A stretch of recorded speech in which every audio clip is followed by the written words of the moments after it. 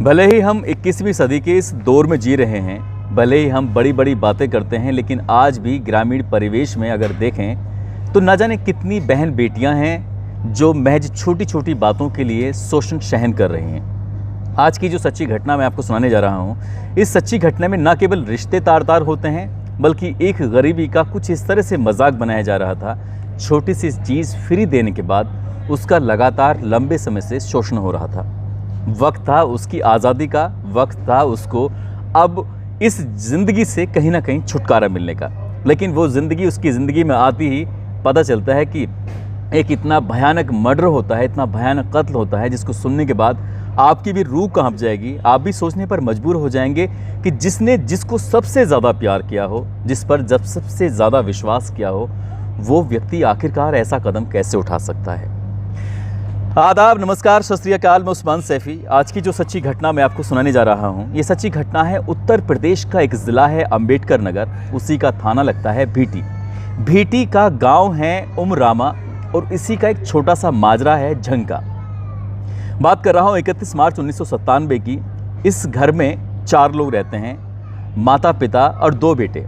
एक बेटा 13 साल का है जिसका नाम है माता प्रसाद उर्फ मत्तू, दूसरा स्वामी शरण जिसकी उम्र लगभग 15 साल है, माँ 45 साल की है और बाप हौसला प्रसाद वर्मा लगभग 50 साल के आसपास का है।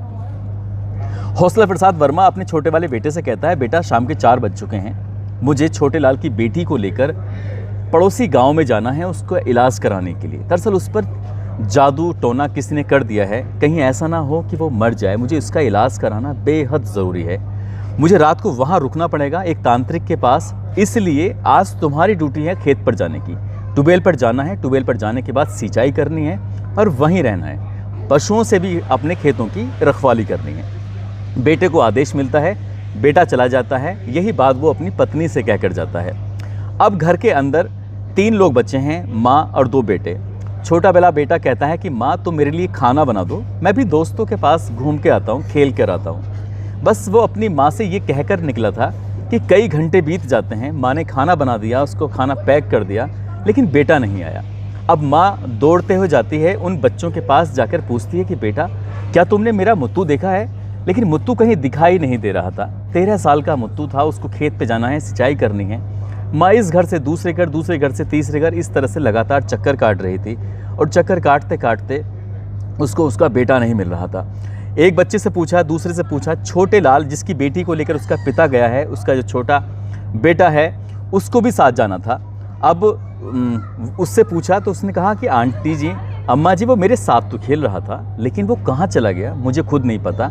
वो कह रहा था कि मैं घर से खाना लेके आ रहा हूँ और मैं उसका इंतज़ार करता रहा, लेकिन वो वापस लौट कर नहीं आया। जबकि पिताजी कह रहे थे तुम दोनों को साथ खेत पर रहना है, खेत की सिंचाई करनी है। अब वो इतना परेशान हो जाती है उसकी माँ, एक घर से दूसरे घर पूरी रात निकल जाती है। सुबह की 4 या 5 बजे के आसपास का वक्त रहा होगा। गांव में ढूंढते ढूंढते उस व्यक्ति के पास भी जाती है जिस व्यक्ति से उसकी सबसे अच्छी दोस्ती होती है। उसके पास जाकर कहती है महेश यादव से कि क्या तुमने मेरे बेटे को देखा है? तो वो कहता है कि इतनी रात में तुम मेरे पास आई हो, तुम्हारा बेटा कहाँ है मुझे क्या पता। वो शाम को मेरे पास आया ज़रूर था, लेकिन वापस चला गया, कह रहा था कि मुझे खेत पर जाना है उसकी सिंचाई करने के लिए। अब वो महिला परेशान हो जाती है। दिन निकलता है, गांव में जैसे जैसे वो घर घर जा रही थी, वैसे वैसे ये संदेश, ये मैसेज पूरे गांव में फैल जाता है कि मुत्तू रात को अचानक से गायब हो जाता है और उसका कहीं अता पता नहीं चल रहा है। 13 साल का वो बालक, उसका हर जगह तलाश किया गया। अब दिन निकलता है, तभी इस घर का मुखिया हौसला प्रसाद वर्मा भी आते हैं। आने के बाद पत्नी से पूछते हैं कि तुम इतना परेशान क्यों हो रही हो, क्या वजह है, क्या दिक्कत है? वो कहती है कि जो अपना बेटा है छोटा वाला मुत्तू, वो रात भर घर नहीं आया, ना ही सिंचाई करने के लिए ट्यूबवेल पर गया था, आखिरकार करें तो क्या करें। बाप भी परेशान होता है, बाप भी गाँव वाले से पूछता है तो कहता तुम्हारी पत्नी भी पूरी रात उसको ऐसे ही तलाश करती रही। तभी गाँव की बड़ी संख्या में लोग इकट्ठे होकर सीधा पहुँच जाते हैं थाना भीटी में और वहाँ जाकर SHO से कहते हैं कि हमारा बेटा अचानक से गायब हो गया है, हमने तमाम कोशिशें कर ली हैं लेकिन वो मिल नहीं रहा है, आखिरकार करें तो क्या करें। पुलिस आती है इस मामले की जांच पड़ताल करने के लिए, पहले गुमशुदगी दर्ज कराती है, गांव के अलग अलग लोगों से पूछताछ की जाती है। तभी माँ से जब बातचीत कर रहे थे तो पुलिस वाले उन्होंने पूछा कि कोई तुम्हें ऐसी बात लगी हो गांव के अंदर जो बिल्कुल अलग हो, तो मैं उसे जानना चाहता हूँ। तभी माँ कहती है हाँ एक बात ज़रूर है, जो गांव का उसका सबसे खास दोस्त है, गांव का जो ज़मींदार है, जो सबसे पैसे वाला व्यक्ति है, महेश यादव उसका नाम है। वो लड़का थोड़ा बड़ा है, मेरा बेटा छोटा है। दोनों की उम्र में लगभग 10 साल के आसपास का अंतर है। मैं उससे पूछ बैठी कि मेरा बेटा क्या तुमने देखा है, तो वो मुझ पर कुछ अजीब तरह से पेश आ रहा था, जबकि गांव में सबसे अच्छा दोस्त मेरे बेटे का वही था। वो आखिरकार ऐसा कैसा बिहेव कर सकता है। पुलिस वालों को लगता है कि कुछ ना कुछ तो बात है। चलो ठीक है, उसको वो पकड़ते हैं, उससे पूछताछ करने की कोशिश करते हैं। पुलिस अपने तरीके से पूछताछ करती है। पुलिस के जो तरीके होते हैं वो सब कुछ अपनाने की कोशिश करती है, लेकिन महेश यादव टूटने को तैयार नहीं था। लेकिन जब पुलिस ने जब उसके सख्ती से पूछा तब उसने वाकई चौंकाने वाली बात बताई। ऐसी बात जिसको सुनने के बाद शायद आप भी सोचने पर मजबूर हो जाएंगे। दरअसल महेश यादव कहता है कि गांव की ही एक लड़की जिसकी हाल ही में शादी हुई थी, वो लड़की उसके पास आने लगी। क्योंकि उसके घर में क्रेशर चलता है, गन्ने का जो क्रेशर होता है जिससे गुड़ बनाते हैं, तो वो उसके यहाँ चलता है। उसके यहाँ खेती बाड़ी होती है, उसके ट्रैक्टर हैं, बड़ा सा घर है, सब कुछ। गांव के लोग उसके पास सामान लेने के लिए आते थे। वैसे ही वो लड़की भी उसके यहाँ पर जब उसकी नई नई शादी होती है तो उसके यहाँ से गुड़ लेने के लिए आई थी। तभी उसने कहा कि मैं तुम्हें सारा का सारा गुड़ फ्री दे दूंगा यदि तुम मेरे साथ कुछ करने को तैयार हो जाओ। वो लड़की गरीब थी, हालांकि शादी उसकी ज़रूर हुई थी, नई नई दुल्हन थी वो। अभी उसकी हाथों की मेहंदी का रंग फीका भी नहीं हुआ था। यही देखने के बाद उस गांव के ज़मींदार की नीयत उसके प्रति बिगड़ गई थी और फ्री के गुड़ के चक्कर में आके उस लड़की के साथ उसने गंदा और घिनौना कृत्य किया। ये अब पहली बार नहीं था, बल्कि ये एक आदत में आ जाता है। वो उस लड़की को किसी न किसी बहाने से वो अपने पास बुलाता था, उसके साथ ऐसे ही घिनौना और गंदा काम करता था। कुछ दिन बीतते हैं, उसका एक और दोस्त इस बीच में आ जाता है। ये सब काम करता था अपने क्रेशर पर, जहाँ पर गन्ने का गुड़ पकाया जाया करता था। और एक दिन मुन्नू गांव का लड़का होता है, वो आ जाता है। अंदर से दरवाज़ा क्रेशर का बंद था और जैसे ही वो दरवाज़ा खुलता है तो लड़की उस जगह से निकलती है, साथ में निकलता है वो महेश यादव भी। वो समझ जाता है कि इन दोनों के बीच में कुछ ना कुछ ज़रूर गड़बड़ हुई है। तभी वो उस लड़की का हाथ पकड़ता है, कहता है कि जब तुमने इसके साथ किया है वही मैं तुम्हारे साथ करना चाहता हूँ। अब मुन्नू भी उसको अपने साथ लेके चला जाता है। वही घिनौना कृत्य जो अभी महेश यादव ने उसके साथ किया था, वही काम मुन्नू भी करता है। अब ये सिलसिला शुरू हो जाता है। अब ये लड़की आती ज़रूर थी, लेकिन दो लोगों के लिए, महेश के लिए और मुन्नू के लिए। वक्त आगे बढ़ता है। जब महीने 2 महीने बीत जाते हैं, तब एक दिन अचानक ही इस मुत्तू यानी कि माता प्रसाद की भी एंट्री इस क्रेशर पे हो जाती है। ये तीनों आपस में संबंध बना रहे थे और ये झरोखे से झांक कर उस लड़की को देख रहा था, उन दोनों दोस्तों को देख रहा था। और देखते देखते उसने देखा कि गांव की वो लड़की जिसकी अभी कुछ दिन पहले शादी हुई थी, नवविवाहिता है, जिसको वो बहन बोलता है, जो पूरे गांव के लोग इसकी इज्जत करते हैं, उस लड़की के साथ वो घिनौना कृत्य कर रहा है। लड़का गुस्से में आता है। गुस्से में आने के बाद दरवाज़ा ज़ोर ज़ोर से पीटने लगता है और दरवाज़ा पीटते हुए कहता है कि बाहर निकलो, ये सब तुम क्या कर रहे हो। जबकि वो मुत्तू दोस्त होता है महेश का और मुन्नू का, लेकिन इसके बावजूद भी जैसे दरवाज़ा खुलता है लड़की वहाँ से भाग जाती है। वो पूछता है तुम ये सब क्या कर रहे थे इसके अंदर। वो कहता है कुछ नहीं, हम ऐसे ही, ये बहाना बनाने की कोशिश की जाती है। उसके बाद उसने समझाने की कोशिश की कि तुम अभी छोटे हो, तुम ये सब चीज़ें इन सब बातों के बारे में नहीं जानते, जब बड़े हो जाओगे तो जान जाना।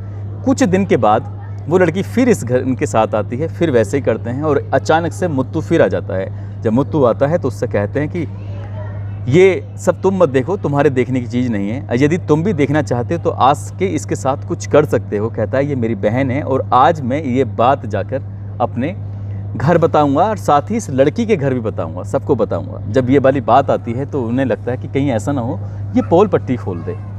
लड़की तो वहाँ से भाग जाती है, लेकिन ये दोनों दोस्त मिलकर अपने इस तीसरे दोस्त मुत्तू को वहाँ पकड़ते हैं। पकड़ने के बाद अपने ही उस कमरे में डाल देते हैं और एक लाठी उसकी गर्दन पर रखने के बाद हाथ पैर से उसको पकड़ते हैं और साथ ही उस लाठी को दोनों साइड से मुन्नू और महेश यादव दबा देते हैं। लगभग 5 मिनट तक वो तड़पता रहता है, चीखने की कोशिश करता है, लेकिन चीख निकल नहीं पाती और दम निकल जाता है। अब सोचते हैं कि इसकी लाश को कैसे ठिकाना लगाया जाए, आखिरकार क्या किया जाए। तभी उसके दिमाग में आता है कि जहाँ वो गुड़ पकाता है उस बड़ा सा कढ़ाया होता है, उस कढ़ाई में अगर इसको डाल दिया जाए तो ये पूरी तरह से पक जाएगा और इसकी बॉडी के अलग पीस हो जाएंगे। बाद में इसका देख लेंगे जो कुछ करना है। उसे वो कढ़ाई में डाल देता है क्योंकि 31 मार्च 1997 की घटना है, जब वो अचानक से घर से गायब होता है। तो गायब होने के बाद बच्चे के साथ खेलता है, सीधा अपने दोस्त के पास आता है और यहीं इसके साथ ये उसे कढ़ाई में डालते हैं। 2 घंटे तक वो कढ़ाई के नीचे आग जलती रहती है, कढ़ाई में पकता रहता है। बार बार डंडा डाल के उसमें देखने की कोशिश कर रहे थे कि उसके शरीर का हिस्से गले के नहीं गले, लेकिन पूरी तरह से गुड़ पककर सूखने की तैयारी में था, लेकिन उसका शरीर गलता नहीं है। अब वो परेशान हो जाते हैं कि आखिरकार करें तो क्या करें, इसकी बॉडी को कैसे ठिकाने लगाएं। तभी दोनों दोस्त मिलकर पास में गड्ढा खोदते हैं। लगभग 2-3 फुट गड्ढा खुद जाता है। जब बुरी तरह से थक जाते हैं, वो सोचते हैं कि आखिरकार गड्ढा खोदेंगे तो बहुत ज़्यादा गहरा खोदना पड़ेगा और ऐसा ना हो कल को ये बात पता चल जाए। उधर गुड़ पूरी तरह से सूख चुका था, गड्ढा भी खोदा जाता है। गड्ढे में वो उसके लाश को दबा नहीं पाते। अब सोचते हैं कि किसी तरकीब से इस जो भट्टी है उसके अंदर इस लाश को डाल दिया जाए तो शायद ये पूरी तरह से ख़त्म हो जाएगा, मर जाएगा, अब कोई इसके पास निशान नहीं बचेगा। ये करने की कोशिश कर रहे थे, लेकिन अब करें तो क्या करें, क्योंकि जहाँ पर क्रेशर, जो आप लोग जानते होंगे, क्रेशर में जो थोड़ा सा हिस्सा होता है उसी में गन्ने की खोई को डाला जाता है, उसी से आग जलाई जाती है। अब इतने से हिस्से में पूरी शरीर को कैसे डाला जाएगा, ये भी सोचने वाली बात है। तभी उनके दिमाग में आता है कि क्यों ना इस बॉडी को उस चिमनी के ऊपर से डाला जाए। गांव में जो क्रेशर होते हैं, उन क्रेशरों की चिमनी की जो ऊंचाई होती है वो ज़्यादा नहीं होती, 8 या 10 फुट के आसपास होती है। ठीक है, वो उस बॉडी को उस चिमनी के अंदर डालने की कोशिश कर रहे थे, लेकिन ऊंचाई ज़्यादा होने की वजह से और पूरा वो गुड़ में सना होने की वजह से आखिरकार डालें तो कैसे डालें। तभी इन्होंने ईख के जो गन्ने होते हैं उसकी पुली बंधी होती है, उन पुलियों को लगातार से सीढ़ी नुमा बनाना शुरू करे। अब मचान टाइप की बनाते बनाते वो सीधा उसके हिसाब से बनाते ताकि उसके अंदर, चिमनी के अंदर लाश को फेंक सकें, डाल सकें। ठीक वैसे ही करते हैं। वक्त तो लगता है, लेकिन उसकी लाश को वो चिमनी के अंदर डाल देते हैं। और जैसी चिमनी के अंदर लाश पहुंचती है, क्योंकि पहले से वो गुड़ से नहाया हुआ था और गुड़ में जब आग लगनी शुरू होती है, शायद बॉडी में भी आग लगनी शुरू हो जाती है और वो लपटें बहुत तेज़ी के साथ जलने लगती हैं। उसके बाद वो बहुत जल्दी कोशिश करते हैं वैसी चीज़ों को ठीक जैसे थी, यानी कि उन्होंने जो ईख की पुली रखी हुई थी उन पुलियों को वापस वहीं रखने की कोशिश करते हैं। आखिरकार घंटे 2 घंटे के बाद शरीर पूरी तरह से जलकर नष्ट हो जाता है और तभी उसकी माँ दौड़ते हुए अपने बेटे को, जो गांव में घर घर ढूंढ रही थी, वो क्रेशर पर भी आती है। और महेश यादव तब अपने कपड़े उपड़े बदल कर, नहा कर बिल्कुल ठीक से खड़ा ही हुआ था। माँ से पूछती है कि क्या तुमने मेरे बेटे मुत्थू को देखा है। तब वो कहता है कि क्या मैंने तुम्हारे बेटे का ठेका ले रखा है। कुछ इस तरह की बातें करता है जो उसकी माँ को अच्छा नहीं लग रहा था। क्यों? क्योंकि वो मुत्तू और महेश यादव दोनों ही अपने आप में बहुत खास दोस्त थे। गांव के लोग इनकी दोस्ती की मिसाल दिया करते थे। आज उसका दोस्त गायब था, तो अपने दोस्त के गायब होने पर वो ऐसा बिहेव कैसे कर सकता है। माँ को यही शक था और इसी शक के आधार पर उसने पुलिस को जो जानकारी दी थी, पुलिस ने जो पूछताछ की, आखिरकार इस कत्ल का खुलासा हो जाता है। इस कत्ल के खुलासे के बाद न केवल दोस्ती के रिश्तों की दरार का पता चलता है, बल्कि गांव की एक बेटी जो गरीब परिवार की थी, जिसकी हाल ही में शादी हुई थी, उसके साथ गांव का दबंग व्यक्ति जिसका नाम महेश होता है, वो लगातार उसके साथ घिनौना और गंदा काम कर रहा था। इन सब का खुलासा होता है। दोस्तों, वाकई आज भी हम भले ही 21वीं सदी के दौर में रह रहे हों, जी रहे हों, लेकिन गांव देहात की हालत आज भी कहीं से छिपी नहीं है, अच्छी नहीं है।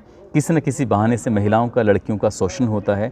यहाँ हमें देखभाल कर अपने काम करने की ज़रूरत है। यदि किसी बहन बेटी के साथ ऐसा होता है तो उसका विरोध करें, लेकिन ऐसा ना करें जैसा इसने मुत्तू ने किया है। समझदारी से काम लेता, अपनी माँ को अगर चुपचाप आके बताता पहले ही दिन, तो शायद इसकी हत्या नहीं होती। दोस्तों, इस पूरे घटनाक्रम को सुनाने का उद्देश्य किसी को परेशान करना नहीं है, किसी का दिल दुखाना नहीं है, बल्कि आपको जागरूक करना है, आपको सचेत करना है। आप जहाँ भी रहें अपना ख्याल रखें, सुरक्षित रहें। जय हिंद, जय भारत।